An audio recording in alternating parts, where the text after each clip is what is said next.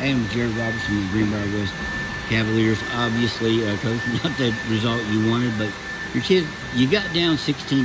You fought back. What happened during the second run? You answered the first one. Why do you think you couldn't do the same on the second? Well, it's an easy excuse, but I hope being our fourth game in 5 days, you could tell, we pressed the first quarter. One, I just wanted to see how our legs were and how they attacked our press. But, normally we're pressing at least 3/4 of the game. It was obvious we couldn't do that tonight. They had a great run out of the gate. Our kids kind of looked around a little bit. Thought we adjusted to their matchup zone really well towards the end of the first quarter, and that gave us a chance to get back in the game. But it's a lot like our game with James Monroe. 2 or 3 minutes left in the half. It's a couple points, and at halftime we're down 10 or 12. Right. We can't give up that run and get us in a hole at halftime. If you knew prior that Rye Gadd would have 11 points tonight, I know you would take that. You did a pretty good job on him, and a lot of their other guys stepped up and probably beat you tonight. Well, they made shots. A couple times where I wasn't scoring, but he was getting us out of position and finding the guy to score. He's a phenomenal ball player. Everybody knows that. He disrupts defenses when he. Yeah, when honestly, he's he changed the game more defensively tonight than offensively, I thought. But they're young. Coach Gray does a great job. They're kids now. They've got 12 or 14 games under their belt, and they're getting better. And they were like us. They lost several kids, got a couple to lean on coming back. But hopefully, the next 3 weeks, we can get ready, and hopefully we can get to them in sectionals again and see what happens. What does this loss do section-wise, do you think, seeding, as far as seeding? And as we know, it doesn't always end up the way you think it will, but how does it play, you think, in the section? Well, we play up there in 2 weeks, so we got a chance to even the score. I'd say on paper right now that they're 1 and we're 2, but our sectionals are on a neutral floor in Oak Hill. So if you're 1 or 2, I don't know how much of a difference that makes. But would you rather play at a higher seed gym?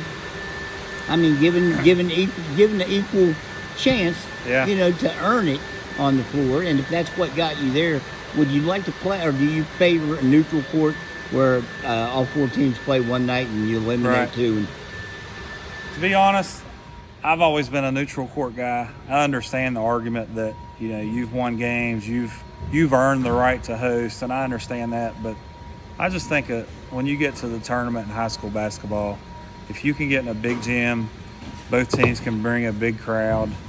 I just think that's what it's meant to be. The state tournament's on a neutral floor. Honestly, I wish regionals were on a neutral floor, but I do understand with the format.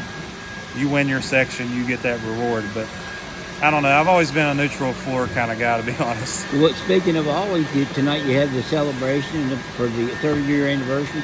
Does it seem like it's been 30 years, and did you enjoy seeing yourself on the big screen? Well, because they showed highlights of that game. Yeah, not really. I tell our kids I want to put another picture on the wall so I can take that one over there down and steal it and put it in my basement in my man cave. But we had a long talk after the game about the biggest thing about that team is we were brothers.